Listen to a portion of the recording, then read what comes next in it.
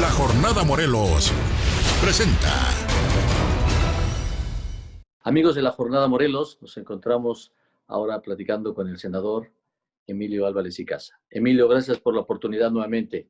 Un gusto, un fuerte abrazo a todo el personal de La Jornada Morelos, a las y los lectores, por supuesto a ti, Mario, un gusto con la oportunidad que nos da ahora el coronavirus de vernos así, ¿no? Exactamente, y acostumbrándonos y aprovechando, como decíamos hace un momento, esta oportunidad de hacer nuevas formas de comunicarnos y lo importante de escucharnos, de poder transmitir ideas, pensamientos, quien esté de acuerdo con ideas, qué tipo de como tú que se expresan en este medio, bienvenidos, y quienes no, por lo menos se enriquecen o ratifican sus posturas. Emilio, dime una cosa con respecto a la pandemia precisamente que haces referencia, ¿permite esta distraer un poco la atención de estadísticas de otro tipo de situaciones que siguen lacerando a la sociedad? Pienso que sí, pienso que, digamos, el coronavirus tiene un impacto de tal magnitud que ha arrollado pues en propiamente en todo, Mario, ¿no? La condición sanitaria, pero sobre todo el volumen de pérdida de vidas o de afectaciones a muchas familias, pues creo que es una principalísima preocupación. Hay una consecuencia secundaria que también tiene una enorme magnitud, que es todos aquellos pacientes que han dejado de recibir su tratamiento rutinario por que se ha volcado el sistema de salud por esta emergencia.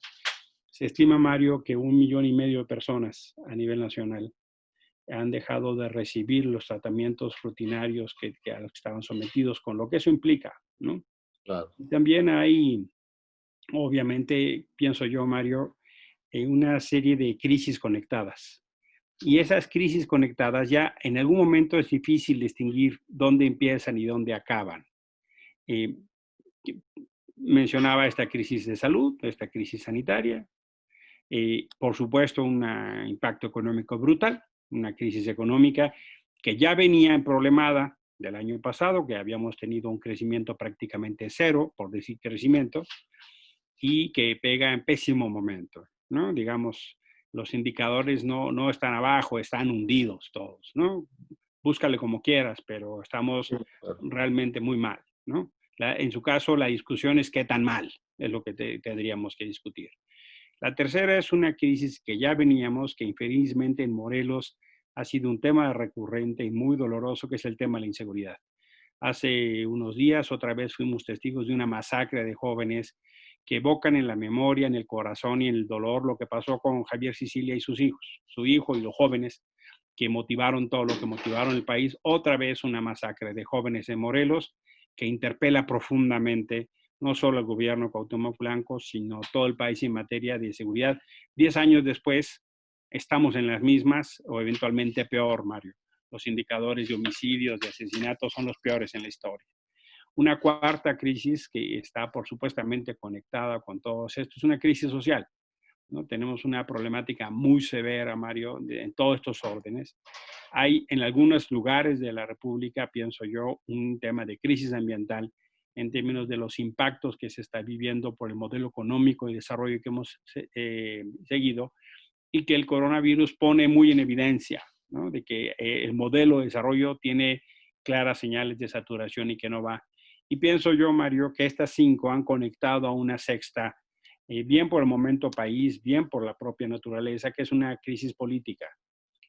Claro que tiene matices distintos, pero, hombre, Morelos es un ejemplo muy acabado, infelizmente, pues no sé si la palabra correcta sea un Estado fallido o un gobierno fallido, ¿no? Dejaría la duda, ¿no? En este análisis creo yo que todavía hay muchas cosas más allá del gobierno, pero sin duda, lo digo con toda intención, aprovechando el público de Morelos, me parece que hay una dimensión de una desatención, Mario, ¿no? De un fenómeno de que el gobierno no hace lo que corresponde, pero no creo que el Estado sea el gobierno, ¿no? Me refiero no al Estado Morelos, sino a esa noción que entendemos por Estado.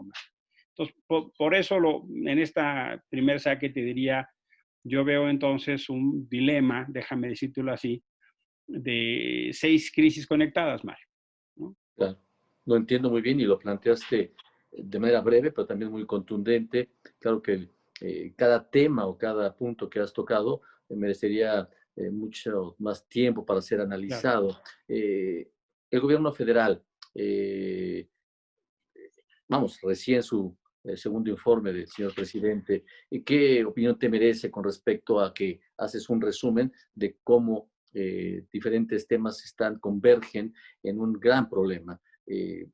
Si esto lo asociamos con lo que nos han expuesto como informe, pareciera que no es tan grave la situación. ¿Cómo entender esto? Mira, el presidente López Obrador tiene, voy a considerar una virtud, esta dinámica de informar constantemente, ¿no? El segundo informe es un informe constitucional. Él hace informes trimestrales y eventualmente en las mañaneras ha instaurado un mecanismo de información cotidiana.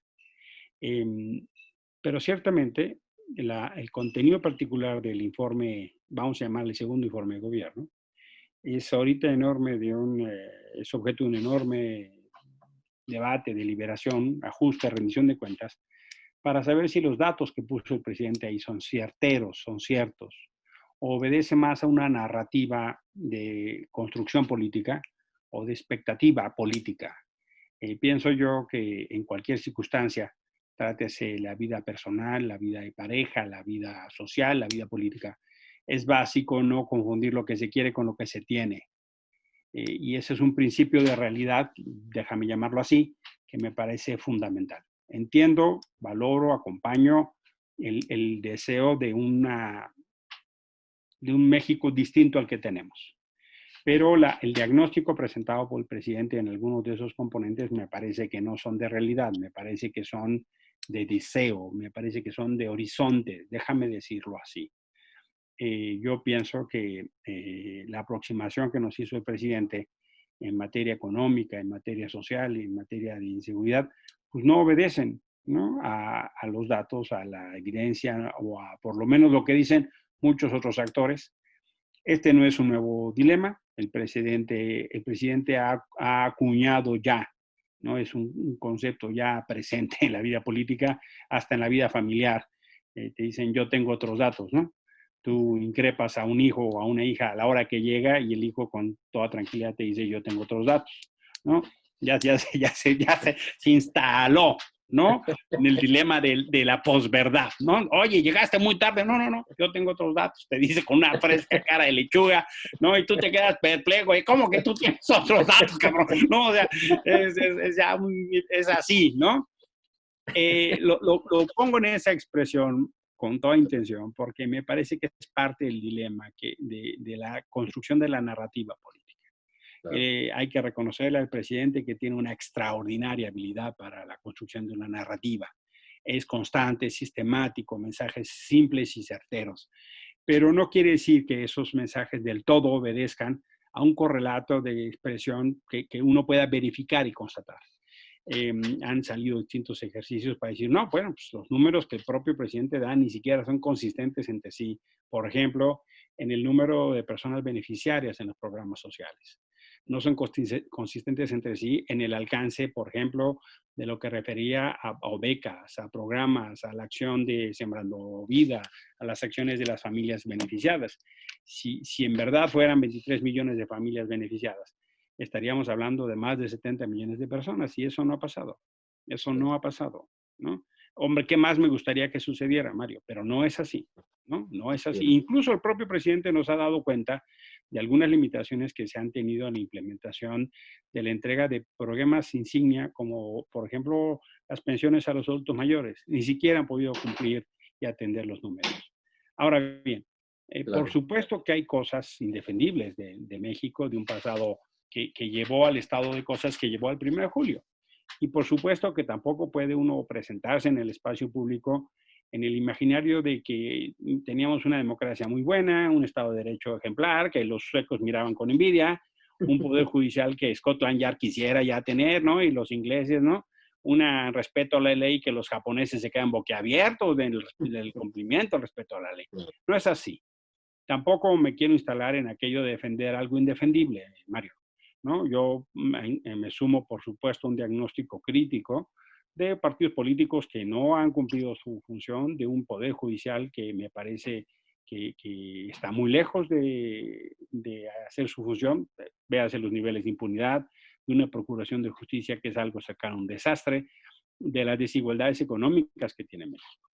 Ahora bien, teniendo esa claridad de ese pasado indefendible, tampoco creo que el año y medio de gobierno el presidente esté en condiciones de decirnos ya cumplí 95 de los 100 compromisos a los que me presenté. Claro. Honestamente no lo creo, no lo acompaño, me parece que es un error, me parece que es un error. Yo vengo de esa cultura que dice en su expresión popular, alabanza en boca propia es vituperio, ¿no?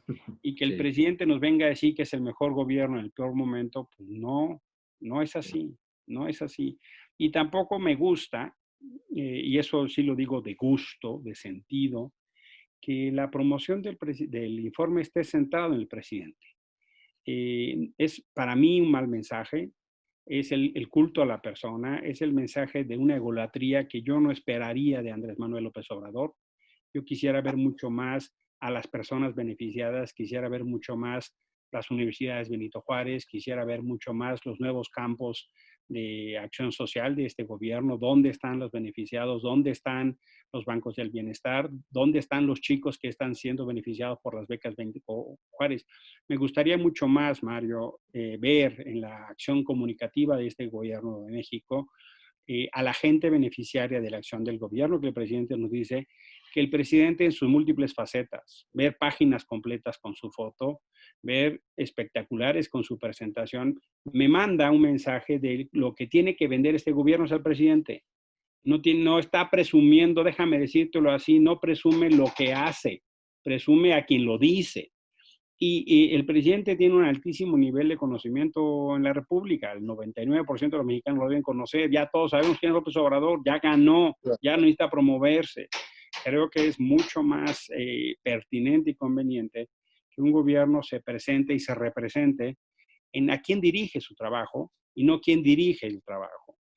A mí me queda muy mal sabor de boca una acción comunicativa del gobierno de México centrado en el presidente.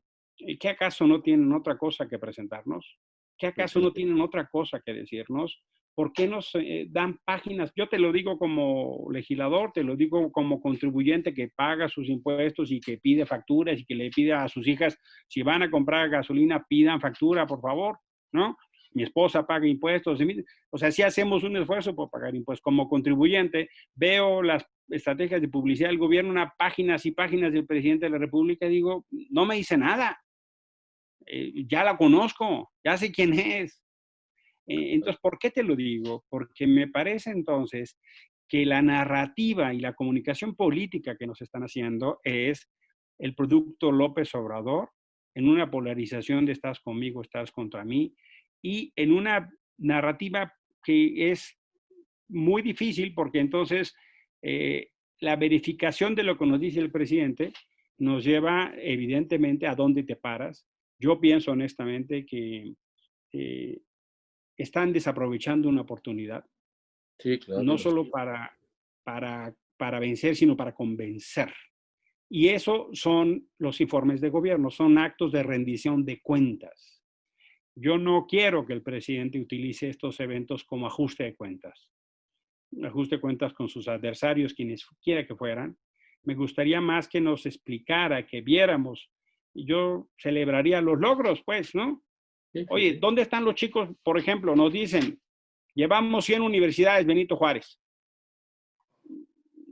Honestamente, mi reacción es, cabrón, ¿dónde están esas universidades? Yo quiero verlas. Me puede decir, no, mira, bueno, no construimos los edificios y no aprovechamos otra instalación y entonces tenemos solo turno en la tarde porque en la mañana ya hay otra escuela. Se vale, ¿eh? Sí, claro. Se vale, no tengo problema. O sea, yo no estoy pidiendo que me digan, aquí están 100 edificios que se llaman, Claro. no estoy pidiendo eso. Lo que estoy pidiendo es que me digan, ¿dónde están esas universidades? Solo puedo ponerte un ejemplo de los muchos que pueden ser verificados. Y creo entonces que el ejercicio de rendición de cuentas nos queda de ver, Mario. Nos queda de ver. Sí, lo entiendo así. Y ahora dime una cosa, tú, sentir más partidos políticos, más democracia o incluso lo contrario? Mira, pienso que los partidos políticos siguen siendo figuras necesarias en la construcción democrática del país. Sigo pensando que no hemos encontrado algo mejor, ¿no?, que los partidos políticos para la disputa, eh, entre comillas, civilizada por el poder, ¿no? Eh, Así dicho, también pienso que necesitamos un sistema partidario de mucho más calidad, ¿no? Pienso que los partidos políticos que existen, eh, pues nos quedan también a deber, ¿no? Morena está metido en un conflicto interno, pues que pareciera que retomó el ADN de las tribus del PRD, ¿no? Y más las cosas suyas que saben los ex que vienen del PRI, ¿no? Que pues, también tienen lo suyito, ¿no? No son muy tímidas personas, ¿no? No hay sorpresa, ya sabíamos que eso era una cosa así, porque el cemento de ese proyecto es Andrés Manuel, ¿no? Y la dinámica de ese tuto revoluto, pues ahí está la que está, ¿no? Basta ver lo que pasó con sus aliados ahora en la Cámara de Diputados, ¿no? Para la presidencia de la Cámara de Diputados. Ahora, la oposición, pues también, ¿no? Pienso yo que los partidos tradicionales no han hecho una autocrítica de qué cosas hicieron mal, por qué se perdió la confianza, por qué el 1 de julio. Y me parece que mientras no hagan esa autocrítica, va a ser más difícil hacer el camino para recuperar la confianza perdida de mucha gente, ¿no? Los partidos nuevos están un poco en ese tenor también. Hay partidos nuevos que huelen a viejo y saben a viejo, ¿no? Un partido como el de Felipe Calderón, uno dice, pues, ¿cómo así? ¿No? Margarita Zavala fue candidata independiente. Tuvo 800,000 firmas falsas. 800,000 firmas falsas. Eso equivale casi a 2 partidos políticos y medio en el requisito del INE. Nos multaron con 4,000 pesos. Es una fregadera. Pero ¿cómo así quien quiere ser candidato a la presidencia, que tiene 800,000 firmas falsas? Copias. Hubo estudios que se hicieron, hubo casos de 10,000 veces la misma fotografía porque fue llenado de formatos. ¿Cómo así? ¿No? Hay algunos otros, pues, dudosísima, déjame decirlo así, honorabilidad. El Basteri y sus muchachos, ¿no? Finísima persona, ¿no? Y luego hay otras nuevas fuerzas que se disputan un poco a ver quién es la más nueva expresión del López Obradorismo. En esa vieja imagen de nuestro sistema político de lo que se llamaba los partidos satélite, ¿no? Claro. Ojalá el INE sea muchísimo más riguroso en su revisión. Tenemos que saber de dónde vino ese dinero, de dónde vino el dinero para hacer eso. Mira, yo el año pasado con la iniciativa ahora intentamos esbozar la posibilidad de hacer un partido político. Desistimos porque todo era dinero. Era pagar las asambleas, era pagar los acarreos, era pagar los lugares, te decía, no, mire, pues cada asamblea le sale por lo menos 4 millones de pesos, ¿no? Necesita usted 20 asambleas, son 80 millones de pesos, más el acarreo, pum, pum, pum. Y dice uno, ¿y de dónde yo saco 100 millones de pesos que no me amarre las manos para que luego tenga yo que ir a pagar el favor al patrocinador, ¿no? Fuera cual fuera, legal o ilegal, ¿no? ¿De dónde sale ese dinero? ¿No? Y desistimos pues porque no, y ya luego lo intentamos a nivel local, Mario, Claro. y llegamos a 2 asambleas y no lo logramos precisamente porque no pusimos dinero y nos dijeron, esto solo funciona con dinero. Te lo digo por experiencia propia del año pasado, Mario, o sea, no me lo cuentan, ¿no?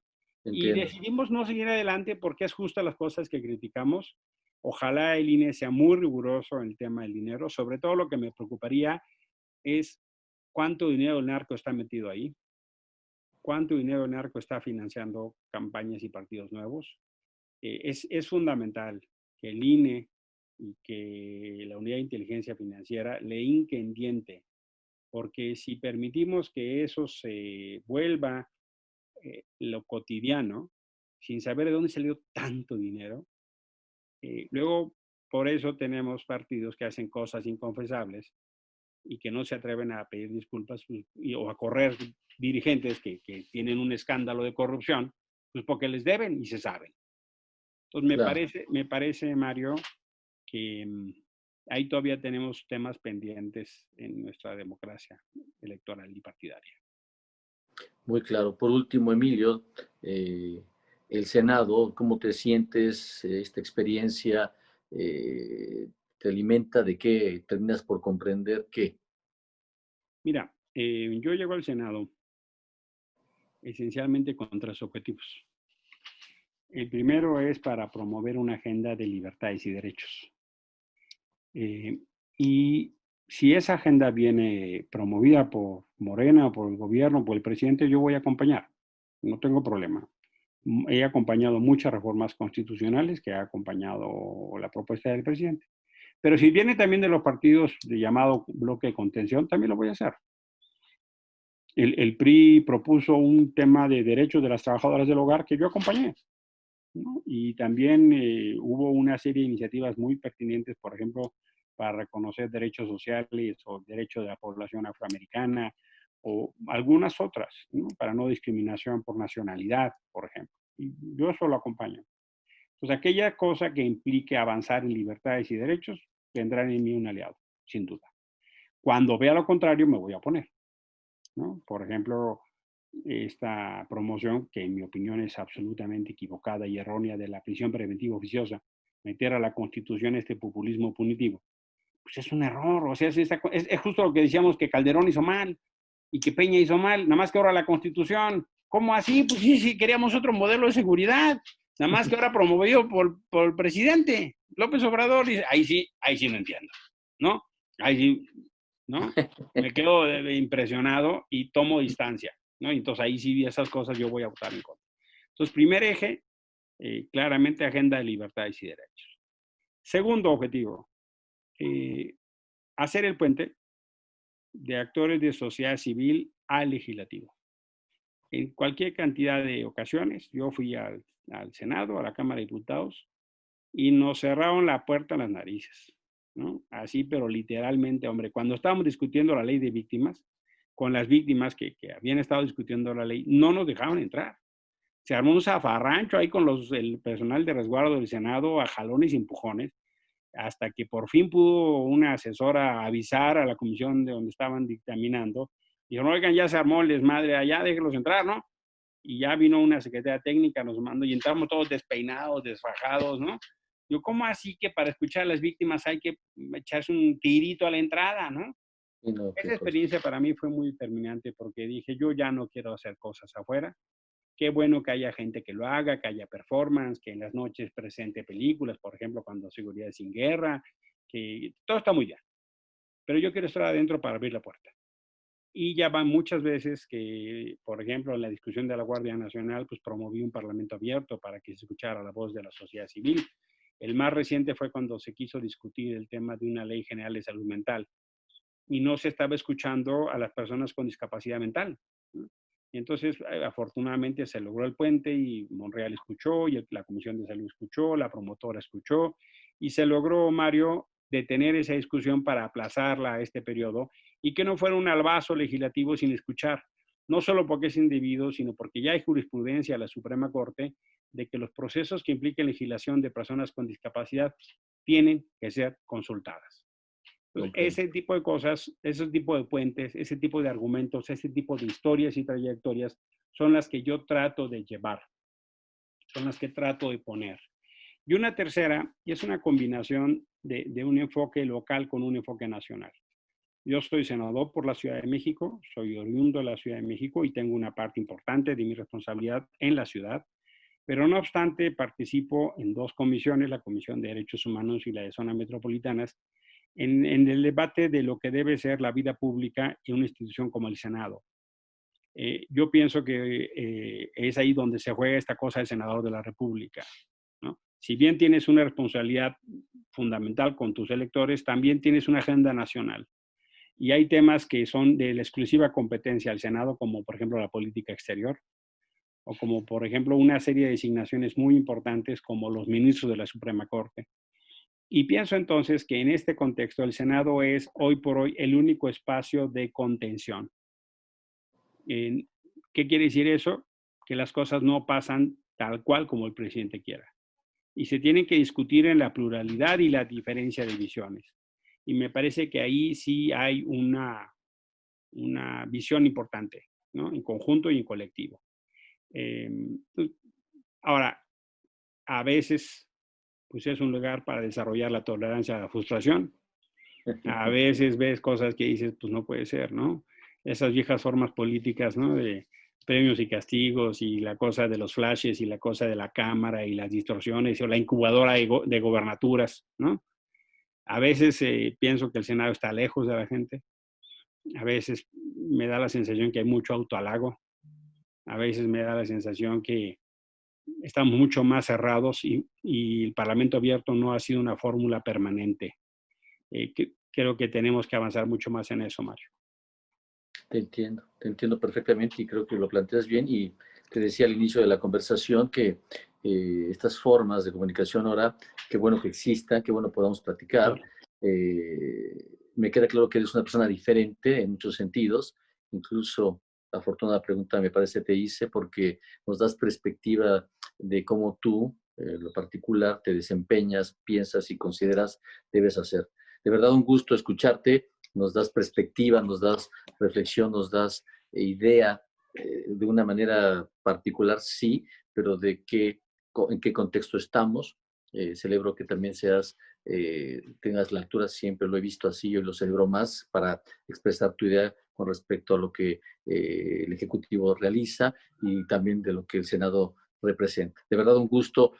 Aprovechemos esta oportunidad, Emilio, de platicar cuando haya circunstancias que lo ameriten, pero siempre este canal, te lo agradeceré, siempre esté disponible, por favor. Era mi privilegio. Y además justo eso, yo creo que este es un momento privilegiado para hablar, para escucharnos. Puedo entender y respetar, por supuesto, la diferencia de opiniones. Puedo entender que haya quien a toda costa lo que quiera hacer es apoyar al presidente de la República. Muy respetable. Y me interesará conocer sus argumentos. Pero también habemos quienes no aplaudimos todo. Habemos quienes venimos de la lucha de sociedad civil y gobierne quien gobierne, vamos a empujar sobre todo nuestras agendas, no los proyectos políticos por delante. Y tendremos en este país diverso, complejo, de múltiples mosaicos, tener que encontrar lugar para todos. No hay de otra. Claro, sí, es fundamental. Si no, no hay perspectiva de crecimiento, no hay pluralidad, pues no habría prácticamente nada, ¿verdad? Es así, mi querido Mario. Y un gusto, un privilegio, un fuerte abrazo. Ahora diré a los escuchas, Sí. al auditorio de la Jornada Morelos, les mando un abrazo porque pues la tienen fuerte allá. Uno dice que no se puede estar peor y lamentablemente descubre que a veces sí se puede. Hijo de la... ¿De qué manera? ¿No? Te lo aprecio mucho, Emilio. Un abrazo. Saludos. Gracias. La Jornada Morelos presenta